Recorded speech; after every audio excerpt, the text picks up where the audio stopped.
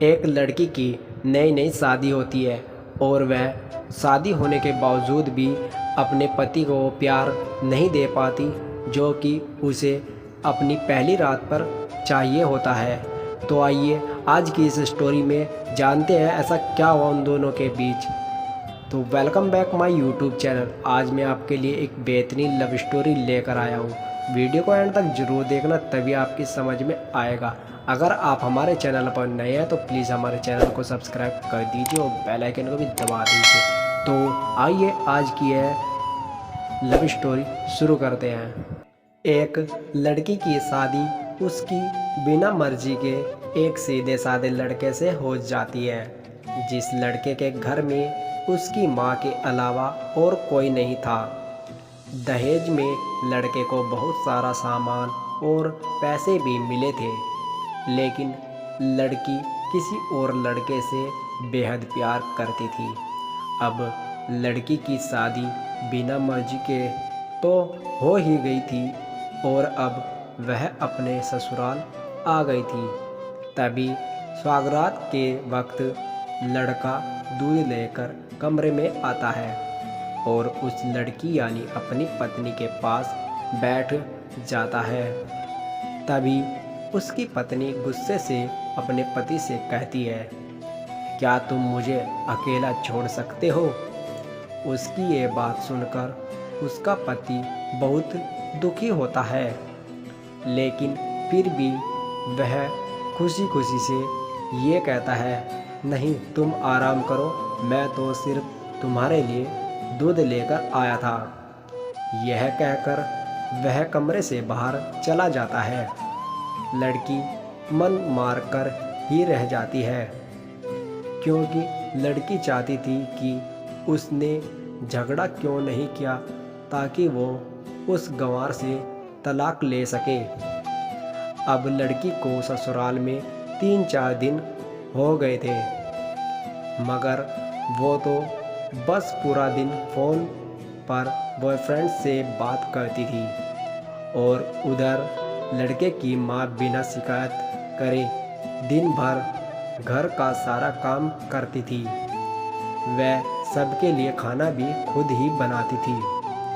फिर भी उसकी माँ के चेहरे पर हर वक्त मुस्कुराहट ही रहती थी।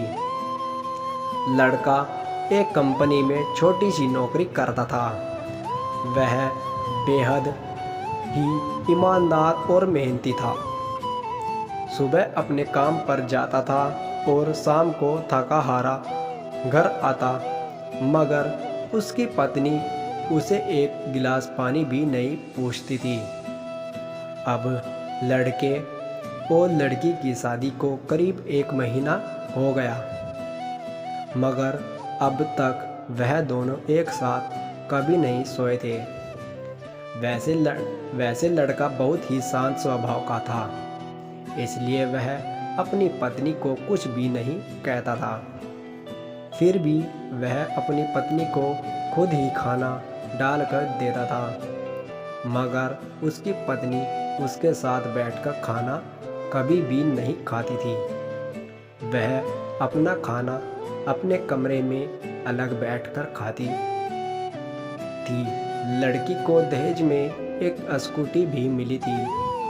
लड़का जैसे ही अपने काम पर निकल जाता, उसके आधे घंटे के बाद ही लड़की भी अपनी स्कूटी लेकर अपने बॉयफ्रेंड से मिलने चली जाती थी और लड़के के आने से पहले ही वो अपने ससुराल वापस आ जाती थी। एक दिन लड़के की काम की छुट्टी थी और वह घर पर ही था, तो लड़की ने अच्छे भले खाने को भी गंदा कह के अपनी सासू माँ को उल्टा सीधा कहकर खाने को बाहर फेंक देती है। ये सब देखकर लड़के को बहुत ही गुस्सा आता है और वह गुस्से गुस्से में अपनी पत्नी पर हाथ उठा देता है, मगर उसकी माँ फिर भी अपने बेटे को ही डांटती है। इसलिए इधर लड़की को झगड़े का एक बहाना ही चाहिए था। जो कि उसे मिल गया। तभी वो बिना बोले अपनी स्कूटी लेकर अपने बॉयफ्रेंड के पास चली जाती है और अपने बॉयफ्रेंड के पास जाकर कहती है कि अब एक पल भी मुझे उस घर में नहीं रहना। आज उस गंवार ने मुझ पर हाथ उठाकर अच्छा नहीं किया। तभी उसका बॉयफ्रेंड कहता है, अरे तुमसे तो मैं कब से कहता हूँ कि तुम भाग चलो मेरे साथ कहीं दूर, मगर तुम हो कि आजकल पे ही लगी रहती। तब लड़की कहती है कि शादी के दिन में तुम्हारे पास आई थी तो तुम ही ने तो वापस घर लौटाया था मुझे। बॉयफ्रेंड ने कहा, खाली हाथ हम दोनों कहाँ जाते, तुम ही बोलो। मैंने तुमसे कहा था कि कुछ पैसे और गहने साथ ले लो और तुम होगे खाली हाथ ही मेरे पास आ गई थी। आखिर दूर एक नई जगह में ज़िंदगी की शुरुआत करने के लिए पैसे तो चाहिए ना। और हाँ, एक बात और, जब भी मैं तुमसे पास आता हूँ और तुम्हें छूना चाहता हूँ तभी तुम्हारे नखरे हो जाते हैं और बस यही कहती रहती हो कि ये प्यार प्रेम शादी के बाद ही होगा। तभी लड़की गुस्सा होकर कहती है, हाँ शादी के बाद ही अच्छा होता है। ये सब और मैं तुम्हारी ही तो हूँ। मैं आज भी एक कुंवारी लड़की हूँ और शादी करके भी आज तक उस गंवार के साथ एक रात भी नहीं सोई।